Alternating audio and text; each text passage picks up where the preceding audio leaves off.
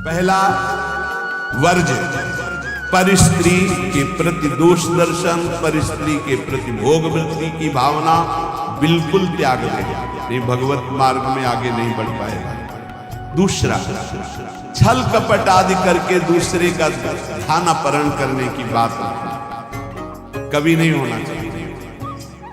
दिखावा करके, दम्भ करके, पाखंड करके किसी भी तरह से दूसरे से धन ऐंठने की इच्छा रखना, फिर आप वैष्णव पद्धति में फिसल जाएंगे, आगे नहीं बढ़ पाएंगे। तीसरा, किसी की भी निंदा करना नहीं, पर निंदा बिल्कुल ना सुननी है ना करनी है। अगर वैष्णव धर्म में स्थित रहना है, परम आनंद प्राप्त करना है, पहला नियम किसी भी माता बहन के प्रति काम भाव नहीं। दूसरा नियम किसी के भी धन को किसी भी तरह से ठगाई ना करे। तीसरा, पर निंदा ना सुने ना पर निंदा करे। चौथा, जो संतों ने भोजन निषेध किया वो नहीं करना। मांस, मद्य, मछली, अंडा और जैसे प्याज लहसुन, इनको त्याग दिया। प्याज लहसुन तमोगुणी है, तमोगुणी होने के कारण इसका त्याग किया गया।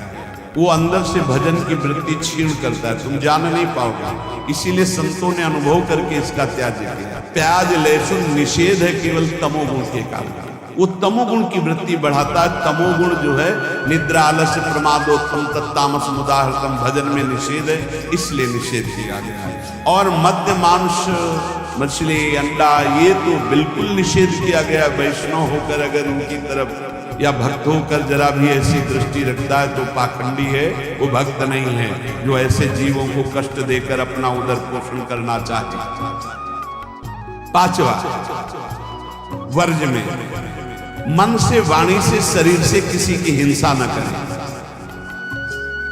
ये काया वाचा मानुषा अगर किसी को दुख देता है तो भगवत मार्ग में नहीं चल पाएगा। इसलिए भगवत मार्ग पुष्ट करने के लिए स्वयं कष्ट सहे, दूसरों को कष्ट न दे। आचरण, जो अपने धर्म के आचरण उन्हीं का पालन करें।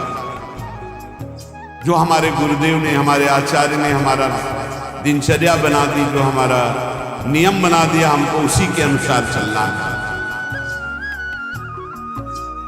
अपने आचार्य प्रदत्त धर्म में स्थित रहने में कभी संकोच न करें। दूसरा क्या करता है मैं नहीं देखना, हमारे आचार्य ने जो हमें आदेश किया हमको उसी मार्ग में चलना है। जो विधि निषेध किया गया उसका पालन करें। ये नहीं करना, ये करना है, इसे विधि और निषेध कहते हैं। विधि कहते हैं ये करना है, निषेध नहीं करना है। जो कहा गया है वैसे ही चले। प्रभु को प्रसन्न करने के लिए संतों के जो उपदेश है वो सर्ववंद्य है। इसलिए अपने धर्म के अनुसार जो आचार्य ने आपको उपदेश किया, गुरु ने उपदेश किया, जो ऐसे चलता है वो कर्म बंधनों पर विजय प्राप्त कर लेता है। 15वां, वैष्णव का परम स्वभाव है परोपकार करना, दूसरों को सुख पहुंचाना। सर्वम विष्णुमयम जगत, सब भगवत स्वरूप है। वैष्णव का धर्म है समस्त भूतों में भगवत भाव करके व्यवहार करना।